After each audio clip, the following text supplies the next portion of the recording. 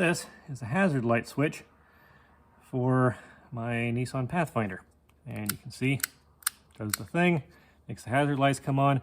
This is a real early one. The rest of them had that cast in red rather than clear, so kind of odd. There's a little light inside that makes the little triangles light up, or at least it's supposed to. It doesn't currently. So here's our connector, and you can see those two pink wires. You got pink with black and pink with blue. They go in on this side. Two wires on this side make the light go. All right, so armed with that knowledge, let's take our handy power supply right here. And we know it's the side with the triangles. And yeah, sure enough, no light, no action, nothing. Okay, so trouble now is we got to get this thing apart. So you can see it's got these bits right here that hold the rocker in. I have in the past tried prying those out to get this. These just break. Every time these break. So don't touch those. Don't touch those with an 11-foot pole. If I can hold it with one knife while I reposition. Nope, there we go. Hold it with one knife, reposition the other one. Good, good. Might not be the thing to do if you got shaky hands. I say holding it with shaky hands. Okay, turn that a little bit and it should, there we go, just pop right off. Excellent. So now this is going to come apart and it may or may not have little pieces come out. Okay, so this is our slider. That's what, well, slides, as the name might suggest. And that little dingus right there is our light bulb. It just pops right off of there. And I've never actually seen a white condom on one of these before. Usually they've got blue condoms. Now, if you just want to go back to stock, you may be able to track one of these little bulbs down. Somebody had a part number ages ago, but I believe it was a Radio Shack part number. But yeah, you can see it's just a little tiny bulb. Looks about like the grain of wheat or maybe grain of rice bulbs that were in the model trains I had when I was a kid. Just to check myself here, make sure I'm not about to do this wrong, I've plugged what's left of the switch into the connector here. I've marked what I think those are, and I've got my worker lights on. Got my meter here. And I'm going to check across those two posts down there. Now don't short this out. Your dimmer would not like that. There's that. And that's giving me about 6 volts. And it's showing about 6 volts because I guess I got the dimmer turned about halfway up. So that's all good. So yeah, pink black is negative, pink blue is positive. If you've seen the title of this video, you know that we're putting an LED in this thing. You have some options on this. This is a hazard light, so it should really have a red light in it. This is not a particularly bright one. Unfortunately, I was not planning on doing this today. I forgot that I didn't have any new red LEDs, so this is probably out of a television or a landline telephone answering machine. It's not very bright, which is unfortunate, but these are your options for pretty much anything else in the dashboard. I mean, okay, you could go with whatever fruity colors you want, but that's the cool white, and that is the warm white. I like the look of this one a lot better. I like the warm whites. I think they look more like, you know, a truck from the 90s ought to look. These just look a little J.J. Abrams Star Trek to me. But whatever you want. You can make them all Monster Energy green if that's your thing.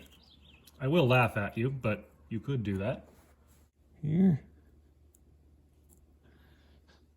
Try the cool white. Yep. Honestly, they both look about the same. If this is colored, you want to go with the same color for this. So if this was the more common red one, I'd be going with a red LED if, you know, I had a bright enough one. A red one would work just fine with clear as well, but if this was red and I put a blue light behind it, it would look like crap.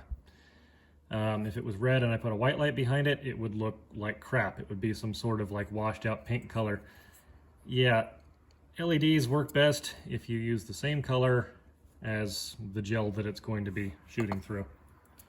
Suppose if I really wanted to, I could put the little rubber condom on this thing. What that looks like. Yeah. Diffuses it, but I don't know what needs it. That big old lump of white plastic in there is probably all the diffuser it needs. So the original bulb sat right about here, but it's important to remember that incandescents and LEDs do not behave the same. This thing just superheats a piece of tungsten until it can't take it anymore and shoots light in all directions. And this, I don't know, tickles some gallium arsenide or something until it all shoots out the end. It's got a little, you can kind of see the little phosphor in there, a little reflector with the phosphor over it, and that makes it all shoot out this end. So if we put it in like that, we're not going to get a whole lot coming towards the driver through this little triangle here. So I'm going to need to bend that up. Also, these are only good for like 3 volts or so. This, I mean, checking it in the truck, it was getting 6. If I turned the dimmer all the way up, it would be getting somewhere close to full battery voltage. So I got to get the resistor in there as well. Also, I'm using 1 key resistors, color code brown, black, red. I have arbitrarily decided that I'm going to put the resistor on the ground side. So I'm going to go ahead and get this out of here. Don't want to cut that too short or you'll melt the plastic with the soldering iron. Get this guy tinned up. Cleaned up the surface a little bit with the end of a file.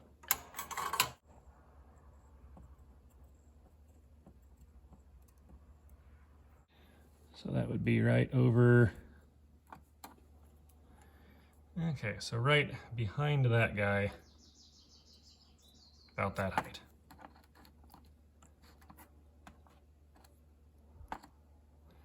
Set that with positive on that side. I'm going to bend this tight up, like that, so that can sit thereabouts. Put a solder to the inside of it here so that it doesn't hit the case. Got this bent up into something. Come on. There we go.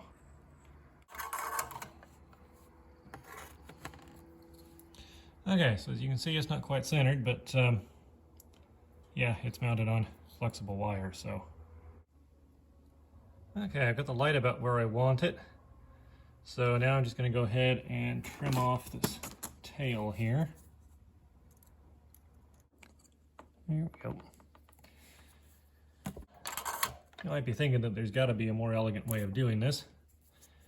You're probably right. If you find it, let me know. So there's that. Now let's just do a quick function test here. Hey, very nice. This next step is probably not needed. But if this shorts out, I don't know if it would take the dimmer out or not, but those are getting hard to come by. So I'm just going to give this a quick coat of a very thin, electrically resistive clear nail polish. I'm putting some clear nail polish on it.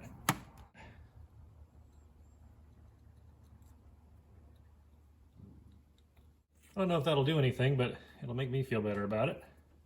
Next up, I'm going to take the Kleenex here, wipe some of the old goop off of these contacts. They really don't look bad though. Do the same thing to these wipers. Wipe that down, wipe these guys down.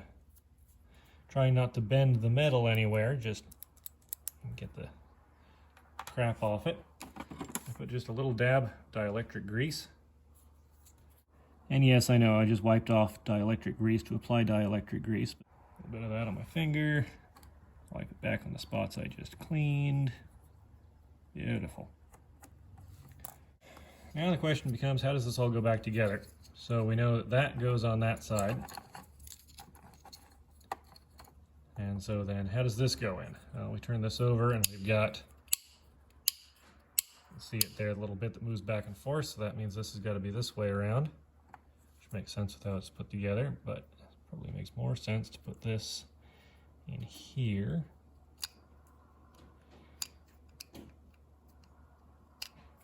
I'll make sure that's, yep, there we go. If I move the rocker back and forth, that moves back and forth. We're good. And then this will go in like this. Hopefully it clears everything, because I don't want to do it again, and I already put the nail polish on it like a dumbass. And then should just go in like that. Well, it sounds right. Pop this guy into here. I say I'll have to unplug it when I put the dashboard back together. Okay, my hazard lights just came on. That's a good sign. There's one other point I'd like to make before I put the truck back together, and that is these two switches right here. I haven't done those two switches yet. I've done all the others. The reason I haven't done those two is that you can't really get to them. You can kind of almost sort of get your finger on it from back there, but you've got these snaps on either side that you can't really get out. I don't think I can get those out without breaking them, without pulling the entire dashboard. A little notch up here means you can't really put it in upside down, even if you wanted to for some reason. Pushing it in from the bezel, not the rocker. There we go.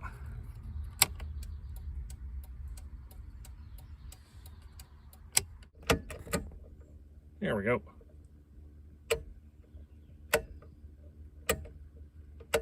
Beautiful. Of course, the reason you want your dashboard to illuminate is so you can see it, you know, at night.